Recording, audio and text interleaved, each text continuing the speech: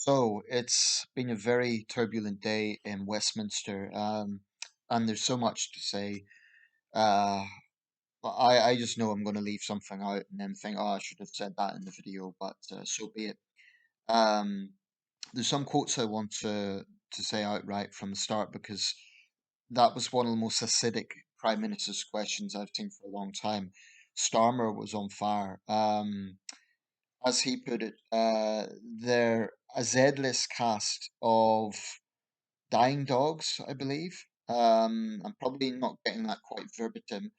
Um, but he said this is the charge of the lightweight brigade, and yes, this is the first time that we've seen a bunch of sinking ships leaving a dying rat. Now, this is definitely not the dull, bureaucratic, cautious Starmer. This was the Starmer who was being very well, basically going in for the kill.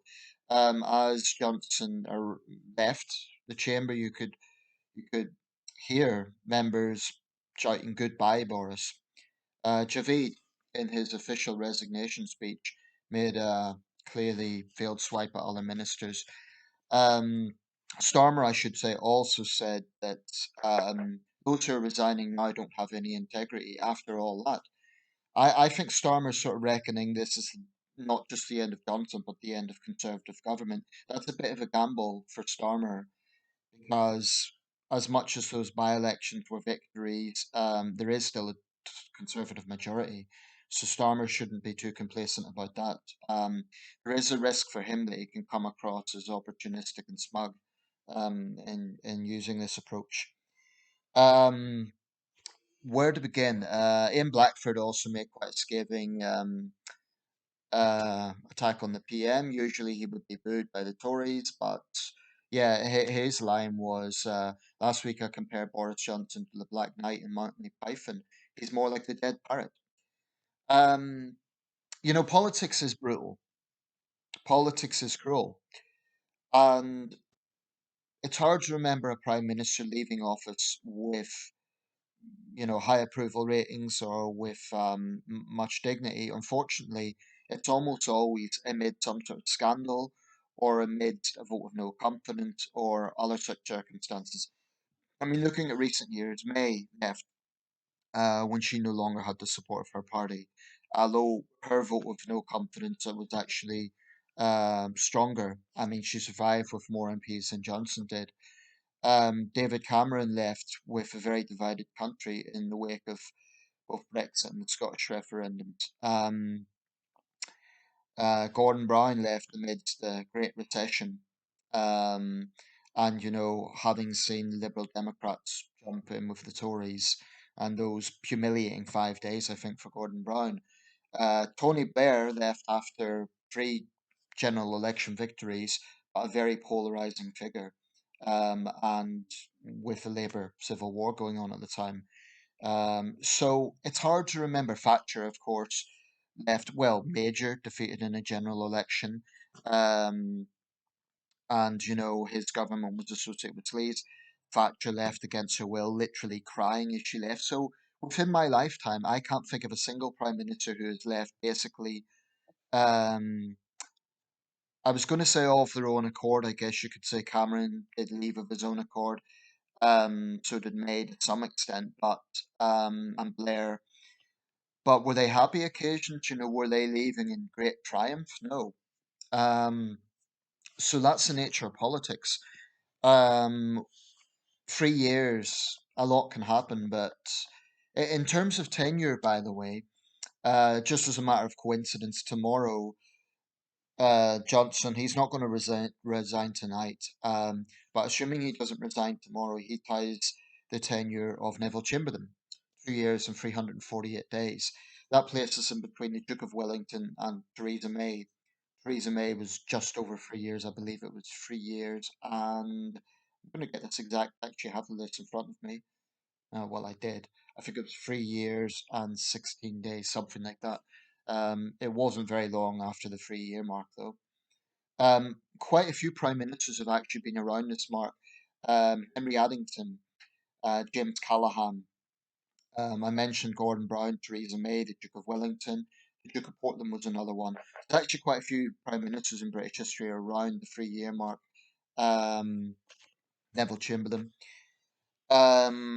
Very, very few prime ministers make it to long tenures. I mean, going back, Sir Robert Walpole, of course, 20 years. Pitt the Younger and Lord Liverpool both had very long tenures. Tony Blair and Henry Pelham, 10 years. Lord North, 10 years. But it's not common. Most British prime ministers probably are under the 5 year mark. Having said that, we're not quite as turbulent as Italy or Japan, which seem to change their prime minister every year, and I wouldn't want to see that situation. Interestingly, when the BBC was covering this, they were looking at the Singapore correspondent, Charisma Feshwari, I think I'm pronouncing her name correctly. She said a big concern in Asian countries that are close to the UK and whose parliaments were modelled after the UK, countries like India, Malaysia, Singapore, and so on, is that this is actually damaging for democracy. The fact that there's a prime minister who has clearly lost the confidence of his colleagues, but he will not go. That's bad for democracy. On the other hand, um, there is a concern that this is a distraction, and there are more pressing issues in the world, not least the rise of China.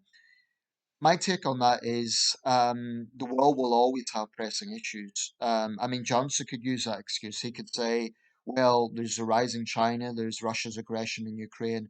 Those issues are going to be there after Johnson is gone. I don't think it's a case of, well, we better keep this prime minister in power because that excuse could always be used. There will always be problems in the world. So I don't really go along with that. But what a day. I mean, I think really it was Sunak and Javid triggered this thing. I mean, you don't get much bigger than Rishi Sunak as Chancellor of the Exchequer. I think if Dominic Raab and Priti Patel had resigned, they would also be very big names. Patel hasn't resigned, but she has apparently now said Johnson needs to go. Nadeem Sahawi has taken an interesting position a day after being appointed Chancellor of the Exchequer. I mean, the de facto second most powerful position in the country. He's calling on Johnson to go. I think he recognises that he won't be in that job for very long. He's basically an interim chancellor, really. Johnson could be gone tomorrow. Johnson could be gone next week. But I honestly think the longer he waits, the more damaging it will be to his legacy. I will make a video on Johnson's legacy. I was going to do it tonight. I might wait a little bit longer, depending how things pan out. We'll see. So I just want to talk about what's been going on today. The number of resignations, 41 ministerial and ministerial aid resignations. It really is something. And some of those are more minor names that aren't really in the public consciousness, but there are some big names there as well. Michael Gove, no surprise. I mean, Gove is about the slipperiest character in politics. I really do think if you were to have someone in Parliament play the role of Francis Urquhart of House of Cards, it would have to be Michael Gove. Apparently, number 10 has called him Snake, which is kind of understandable. Gove is a slippery, slippery character. And I think I'm right in saying he's the only minister who's been around since the beginning of the Cameron administration, um, which shows he's a very shrewd political operator, but he is one of the last people I would trust in politics. Um, people in politics say he's a nice guy. I do not trust Michael Gove. I just don't. Um, Boris Johnson's a proven liar. And people will say personality politics shouldn't matter, but actually, it does get into an issue about integrity. It does get into an issue of ethics. And if senior colleagues cannot trust a leader, I mean, this is the man that they're expected to go out and defend. It's putting them in a very difficult position because, on one hand, they want to show their loyalty to the man that promoted them. On the other hand, they're the ones, as Javid said, who are facing the backlash from continuing to do so. And I question, people like Nadine Dorris who are continuing to be loyal to Johnson. What are they gaining from this? Do they think that maybe if there is a leadership contest and one of the Johnson loyalists puts their name in the hat and wins, they're kind of hoping that they'll stay in that cabinet? because I think people who have had a turbulent relationship with Boris are maybe accepting that they may no longer have ministerial roles. I have to say, though, for someone like Priti Patel and others who are now calling on Johnson to resign, only weeks ago they were lambasting the so-called rebels. And those mostly backbench MPs knew that they had nothing to gain by being rebels. I would say that's more politically courageous and showing more integrity than senior ministers who are now resigning. Um, Sunak and Javid done the right thing, but why did it take them so long? One of the many issues that has triggered this alongside Partygate is this Chris Pincher affair. Now, my instinct to something like that is that I believe in due process. I don't believe allegations alone equal guilt. But apparently, this guy already had a reputation, and he had already been. I don't know if he was charged, and that's something we need to be careful about. But he had a reputation. Boris Johnson knew that, yet still appointed him. Um, as Starmer put it, apparently his alleged victim froze in fear. Um, Now, if I was Prime Minister and someone had this sort of reputation, I wouldn't be appointing them. I probably wouldn't punish them because I believe in due process, but I wouldn't be promoting them with that sort of reputation. Um, as Starmer said, pincher by name, pincher by nature. If that's true, then he should not certainly be having any promotions. And it's not enough for parliamentarians to say there's also been some SNP people have faced allegations. It's not enough to say, "Oh, I'm sorry, I shouldn't have done that," because if an ordinary person was even accused of sexual harassment in the workplace, they would resign. They would have to resign, or they would be sacked, or something. I again, this is an issue of double standards. Um, it shouldn't be just a case of I'm sorry for my misconduct and I won't do it again. That's not enough for the victims, the alleged victims, I should say. But again, it's this government of sleaze, really. And the thing is, I don't think this government's been a total disaster. I really don't. When I make the video on Johnson's legacy, I think actually there are some strong things. I think he's been strong on Russia and Ukraine. I think there's some domestic policies that can be applauded. Obviously, partisan people, this is always the case. Partisan Labour people will say he's been a total disaster, he's terrible, and they'll only focus on that. I believe if Johnson resigns now, he could still foster some positive legacy. But if he clings on to power, he will just look more and more arrogant and out of touch. At the committee today, headed by Sir Bernard Jenkin, he was saying, as Tories, we should love each other. And Jenkin sort of sarcastically said, I do love my colleagues, Mr. Johnson. But Johnson very typically was just evading questions. It's like he's living in this little bubble of delusion um, of, oh, we have to get on with the job. There comes a point where if so many of his close colleagues no longer feel confident to work with him, he has to see the light and just go. I mean, I wonder is Johnson thinking I'll just do another reshuffle and that will solve things. Well, that might give jobs to ambitious young ministers, but I think he's upset a lot of powerful people. And politics, unfortunately, it's about maneuvering. It is, as Disraeli said, a slippery pole. That's what it is. Um, it's unfortunate. It, that's the reality of politics. I believe good can come out of politics. I believe there are parliamentarians who are there for the right reasons. But we have to be honest. Ultimately, it is about power. And, you play the wrong cards, you lose. It might be unfair, but that is the way it is. And I think the Johnson brand has run its course. I really do. I don't see how he can survive. Um, I'm going to round this up. I'm sure there'll be other things to say about today's event. I'm trying to think if I've evaded anything. It's been covered on Euronews, on CNN. Um, yeah, I'll try and include the other things in the video about Johnson's legacy because I do think I would be honestly surprised if Johnson even makes it as long as a month. I mean, today he's been very stubborn. He's not going to resign. But how long can he practically go on? Never mind, even if he's putting on a brave face and he's being stubborn, there's actually practical mechanisms in which by he can't actually function as Prime Minister. It's curious that Starmer hasn't called for a vote of no confidence because he has the right as leader of Her Majesty's opposition to do that. And I wonder, is he just holding back because he doesn't want to be seen as opportunistic?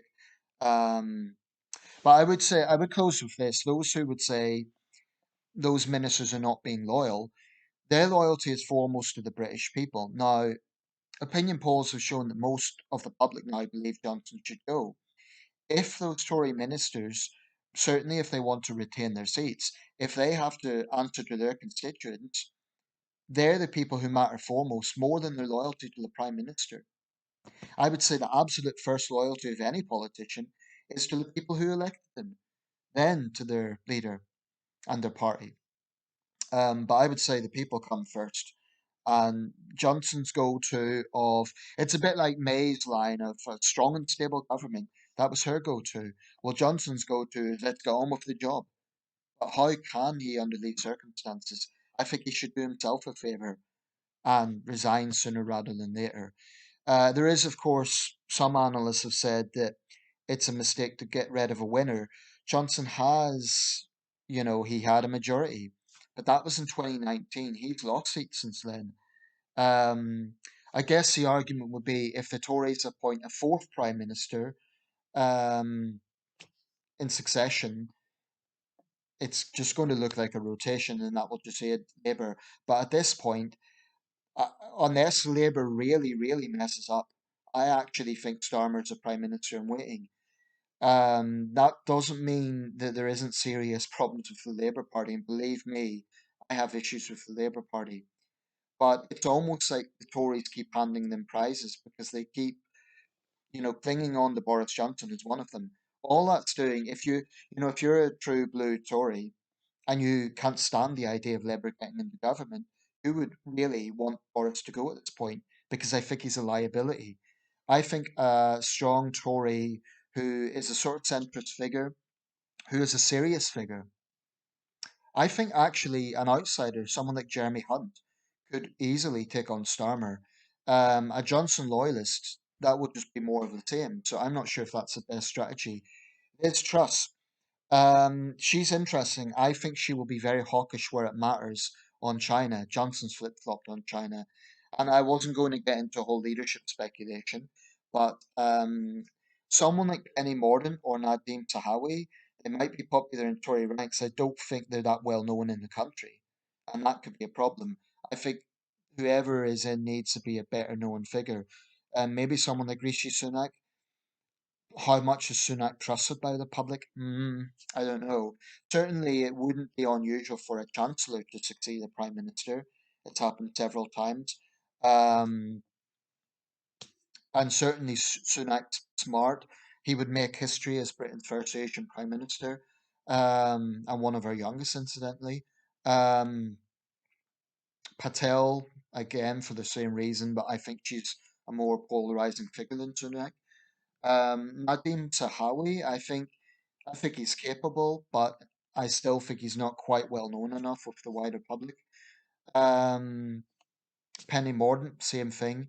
I'm trying to think of other figures. Ben Wallace is a stable figure, but again, he's not really known that well within the wider public.